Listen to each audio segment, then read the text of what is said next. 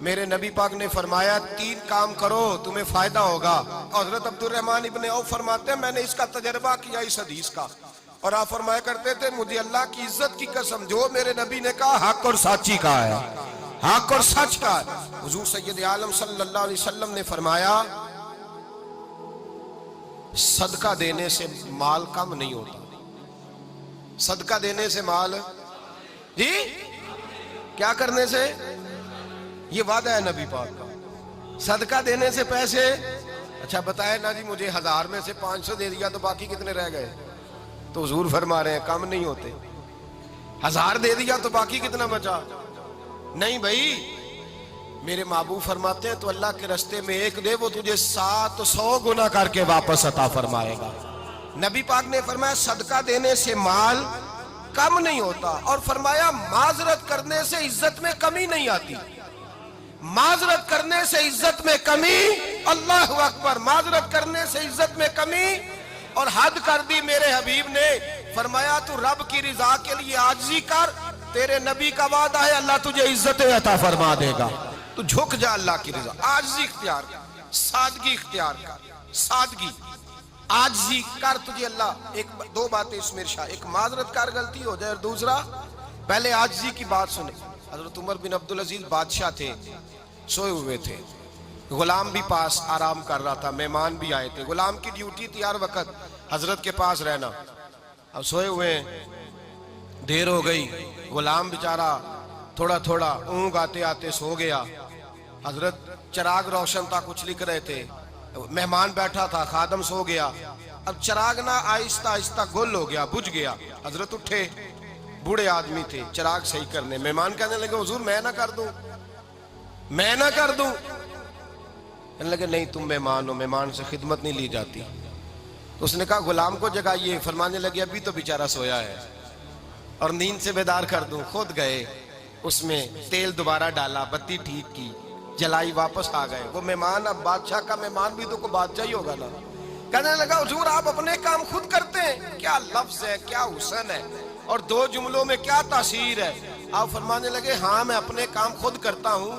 جب میں گیا تھا تب بھی عمر بن عبدالعزیز ہی تھا, اور جب چراغ صحیح کر کے واپس آیا ہوں تو پھر بھی عمر بن عبدالعزیز ہی ہوں. میرے اندر کوئی تبدیلی آئی, میں وہی ہوں جو گیا تھا.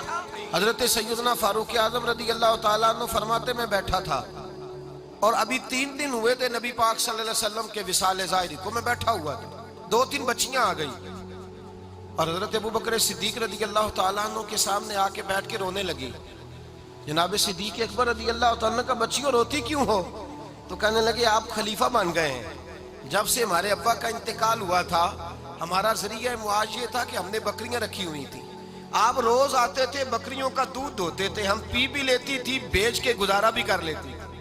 اب آپ تو خلیفہ بن گئے, کون آیا کرے گا؟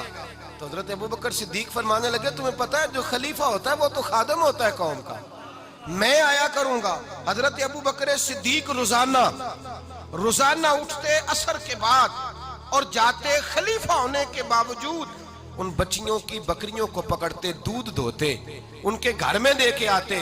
حضرت فاروق اعظم جب بھی دیکھتے تو کہتے ابو بکر تو پیچھے آنے والوں کے لیے رستہ بڑا مشکل کر رہا ہے, بڑا مشکل کر رہا ہے. جگر راہ وفا میں نقش ایسے چھوڑ آیا ہوں, میں جس منزل سے گزرا ہوں وہ اب تک یاد کرتی ہے. حضرت سلمان فارسی رضی اللہ تعالیٰ عنہ صوبے کے گورنر تھے, سادہ سا لباس پہن کر, سادہ سا, بس اسٹاپ پہ کھڑے تھے, جہاں سے لوگ اندر داخل ہوتے تھے, جہاں سواریاں باندھی جاتی تھی, آج ہم اپنے زبان میں اسے بس اسٹاپ کہتے. باہر کھڑے تھے, کوئی مہمان آ گیا کسی کا, اس نے دیکھا سادے سے کپڑے ہیں, خستہ سی حالی ہے, اس نے سمجھا کوئی کلی ہے شاید, معاذن کوئی ملازم ہے. کہنے لگا خادم ادھر آؤ, ادھر آؤ. آپ قریب گئے, کہنے لگے میرا سامان اٹھاؤ. امام غزالی فرماتے ہیں جب تو علم پڑھنے بیٹھتا ہے تو یہ بھی خیال کرنا تیرے اندر تکبر کا بوٹا نہ لگ جائے, عاجزی اختیار کرنا. عاجزی, سر پہ رکھا ہوا ہے سامان. حضرت سلمان فارسی نے, گورنر صاحب نے, اس آدمی کا, مہمان کا سر پہ سامان رکھا اور جا رہے. سنو اور غور کرو. جب جا رہے تھے جو آدمی بھی ملتا گورنر صاحب ہمیں دے دے. مہمان پریشان ہو گئے, کہنے لگے حضور آپ گورنر ہیں؟ فرمانے لگے نہیں, یہ تو میرا دنیا داری کا نام ہے جو ان لوگوں نے رکھا ہوا ہے، اصل میرا نام وہی ہے جو تو نے لے کے پکارا ہے، اصل نام وہی ہے۔ تو نے کہا غلام ادھر آ، آپ فرمانے لگے پہلے میں ایک یہودی کا غلام تھا، پھر رب تعالیٰ نے فضل کیا تو میں محمد عربی کا غلام ہو گیا، رسول اللہ کا غلام ہوں، اور جب میں نبی پاک کا غلام ہوا ہوں تو اس سارے صوبے کا امام ہو گیا ہوں، تو اصل تو میں غلام ہی ہوا نا۔ دوسرا میرے نبی پاک صلی اللہ علیہ وسلم نے ایک تو عاجزی سے عزت ملتی ہے، تکبر سے عزت، وہ جو بندہ جھجکتا ہے نا تیرے نیڑے جانے سے، تو کہتا ہے میری بڑی عزت کرتا ہے، وہ عزت نہیں کرتا۔ شیر کی عزت ہوتی ہے کہ خوف ہوتا ہے؟ بولے نا، تو نہیں نہ ڈر لگتا ہوتی کو۔ شیر کا کیا ہوتا ہے؟ خوف، اس کی عزت نہیں ہوتی۔ تو درندہ ہے، درندوں کی بھی کبھی عزت ہوتی ہے؟ تو جو آدمی ڈنڈے کے زور پر لٹکا کے ڈنڈا اور وہ لوگوں سے عزت کرا رہا، تو بھائی یہ تیری عزت نہیں، یہ تیرا خوف ہے۔ عزت عاجزی میں ہے، انکساری میں ہے۔ اور دوسرا میرے نبی پاک صلی اللہ علیہ وسلم نے فرمایا عزت معاف کرنے میں ہے۔ عزت کس چیز میں ہے؟ بدلہ لینے میں عزت، یہ حقائق ہے۔ عزت بدلہ لینے، جس نے ایک تھپڑ کے جواب میں 2 مارے وہ باعزت نہیں، بلکہ مسند امام احمد بن حنبل پڑھی، حضرت موسیٰ علیہ السلام کوہ طور پہ کھڑے، میرے رسول پاک علیہ السلام فرماتے ہیں جناب موسیٰ علیہ السلام نے اللہ کی بارگاہ میں عرض کیا، اے اللہ ساری دنیا کہتی ہے ہم عزت والے ہیں، ہم عزت والے، من اعز عبادک یا اللہ، اے اللہ تو بتا تیرے بندوں میں عزت والا کون ہے؟ تو حضرت موسیٰ کہتے ہیں رب کریم نے فرمایا اذا قادرا غفارا، جس کے پاس بدلہ لینے کی طاقت ہو پھر بھی معاف کر دے وہ بڑی عزت والا ہوا کرتا ہے۔